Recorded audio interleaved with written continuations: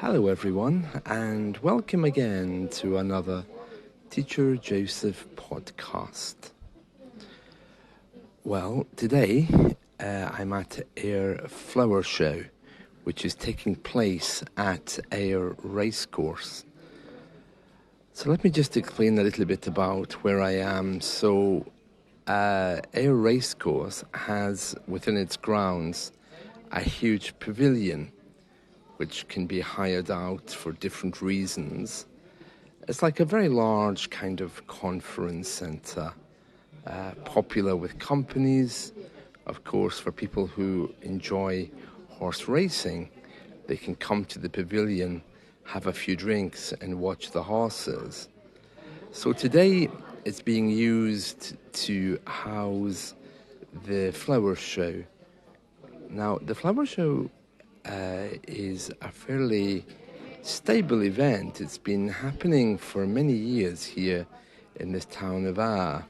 It's something which my grandparents enjoyed during the 1980s, although over the years I think the government stopped funding it, and now a group of people try very hard to bring it together every year, and that really isn't easy, I think, for some of them. As I mentioned before, the town is fairly impoverished, so it's very difficult, I think, to organize an event like this, promote it and publicize it, especially since the clientele would all be a little bit older. Flower shows aren't very popular with younger people, so to try and broadcast this in ways which might be different from social media makes it a lot more challenging. So basically I'm standing next to a sign here. It says, "We need your help." It says, "Since the establishment of the Ayr District Flower Show in 2017, so that's the latest version of it. It pops up in different shapes and forms. So the latest committee to create this thing was in 2017. It goes on to say, "The small working committee we have has been able to work on creating a flower show for Ayrshire. To allow for the continuous running of the show, we are in desperate need of people to help on the committee with the various jobs created when organising the event." As I mentioned earlier, it really attracts older people. I mean, so far, I'm looking around here, I'm the youngest, which is frightening. It says, "Due to the age, illness and job commitments, the already small committee we have will struggle to continue, and we are in need of proactive members to help keep the show running. If you feel this is something you could become a part of, please get in contact." So you can see there that already, in many ways, the writing is on the wall for this. The writing is on the wall is a idiom we use to talk about things which are already doomed for failure. Originally, it came from, I think, the Bible.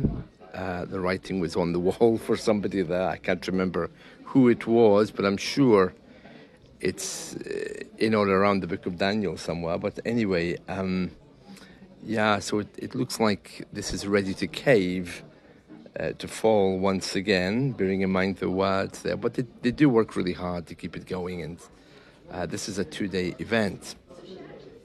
So now let me just explain to you what I'm seeing here. So I'm sitting just inside the entrance to this conference centre, and there's 1, 2, 3, 4, 5 aisles and a coffee shop. These aisles are full of plants of all different types, shapes, colours, patterns, designs, mosaics. It's very impressive, really. I don't know how they've been able to arrange these all so beautifully. And underneath each flower is the name of somebody who's presumably donated these flowers. At the end of the day, there will be a competition, and the flowers which are designated to be the most beautiful the owner will win a prize. Now, I have to say, this really is a kind of like dress-up affair. The local people here take this very seriously, and I can see people walking around very well heeled. Very well heeled, meaning very well dressed. So it's something which they obviously like. And yes, this isn't just one floor either. There's more upstairs. There's actually demonstrations on flower arranging and on cooking. Now, I'm not really into flowers so much, okay? I was kind of taken here, not against my will, but a family member who loves photography brought me here, just for the photos, not really for the flowers. And really beautiful. It strikes me as strange with the priorities of some of the people here. I mean, the town centre of this place really is awful. The shops have all closed, they're all boarded up. The government isn't investing money here anymore. The tourists who do come, whatever they're doing with the cash that they get, the hotels and shops, they're not using it. So it's strange that an event like this would be centre stage, you know. But still very nice. The town itself is really famous for the poet Robert Burns. He's a Scottish national poet.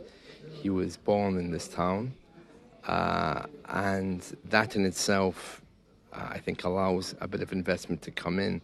The Burns Society across the world, especially in America, is very famous, and they push a lot of money into preserving his cottage where he was born and where he lived. And there's a huge monument here dedicated to him, although I have to say it also is looking just a little bit dilapidated.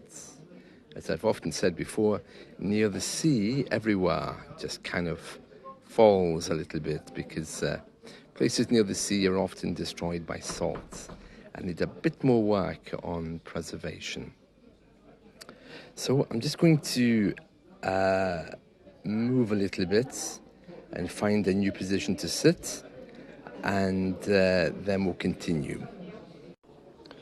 So I just turned a corner there, and now I'm looking at a lot of cacti, cactus plants. Some people would consider them to be very beautiful. I'm not one of them.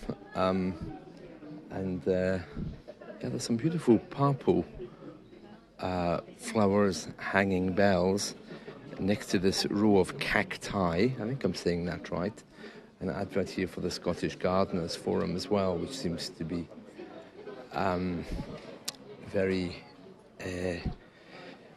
beautiful. Let's see. Oh, so it looks like there's a fruit and veg stall here as well. They're selling peaches, large pears, but not in boxes. They're selling them individually, as well as tomatoes there. And what else can I tell you?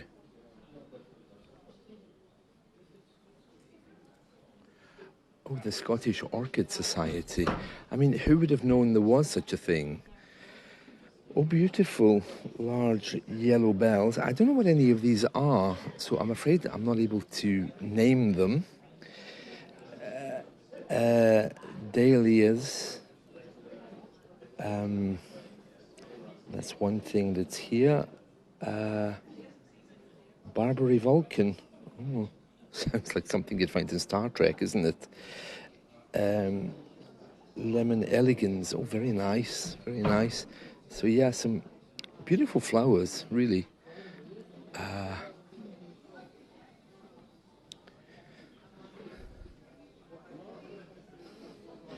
And they all have people's names under them as well.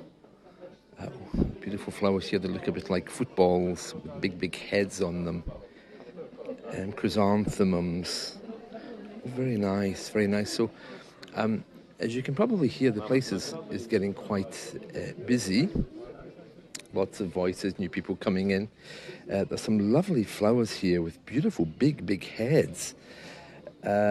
Orange, white and red.